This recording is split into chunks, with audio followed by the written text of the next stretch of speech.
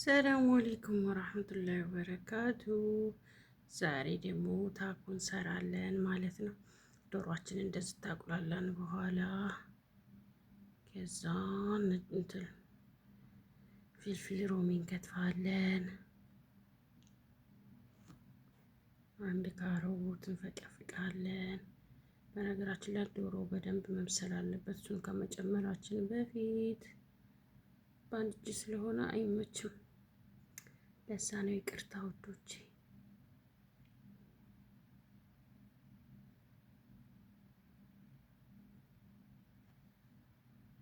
እዛ እንደዚህ ካሮታችንና ፍልፍል ሮሚያችን እንጨምራለን።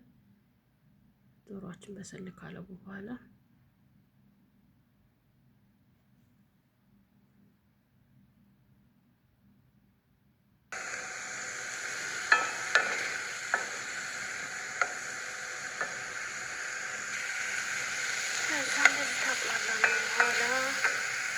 ቅመማ ቅመሞችን እንጨምራለን። የተቀላቀለ ቅመም፣ ትንሽ ኮርኩም፣ ፍልፍል አስወድ ወይም ቁንዶ በርበሬ የምንለው የህንድ ቅመም የሚንትሉ ቡሃራት ካሪ የሚባለው። ከዛ አንድ ማጂ እንደ ፍላጎታችሁ ጨው መጠቀም ትችላላችሁ። እኔ ግን አንድ ማጂ ነው የተጠቀምኩት ማለት ነው።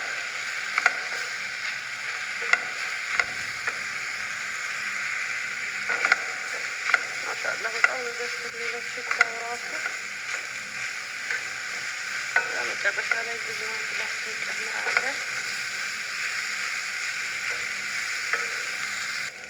እዛ መጨረሻ ላይ እንደዚህ ከበሰለ በኋላ ጁብና መራያ ጁብና ግላስ የሚባለው እንጨምራለን።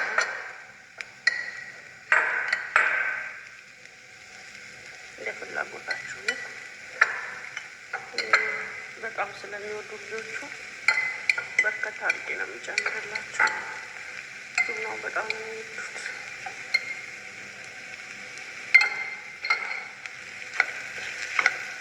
በቃ እንደዚህ ጁብና ከተቀላቀለ በኋላ እሳቱ መጥፋት አለበት ማለት ነው።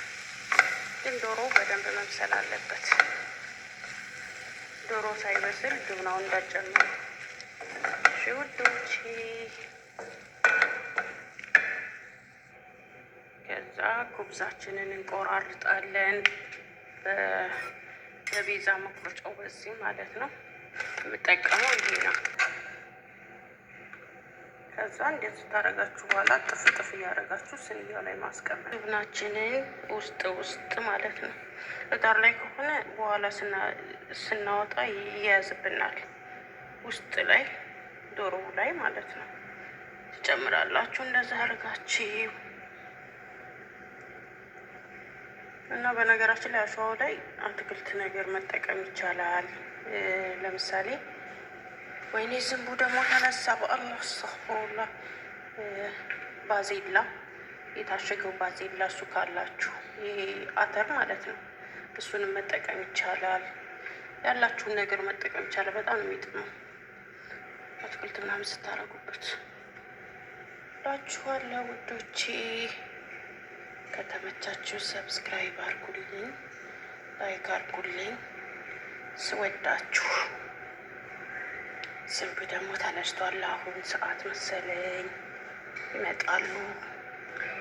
እንደዚህ ካጨረስን በኋላ ፍሩን ውስጥ ለ10 ደቂቃ ብቻ ነው የምታስቀምጡት። እንዳይቃጠልባችሁ። አይችልም ኩብዙ ወዲያው ነው እንትን የሚለው ይደርቃል። 10 ደቂቃ ብቻ ፍሩናችሁን አግላችሁ በቃ ተነዋል ማለት ነው። በጣም ነው የበሰለው። ቆንጆ ሆኗል። ሳህናችን ላይ እናደርጋለን። ይኸው እንደዚህ ሆኖ ቆንጆ ሆኗል። ታጓችን ከዛ በጣጥሳችን ተጠብሰዋል። ልጆቼ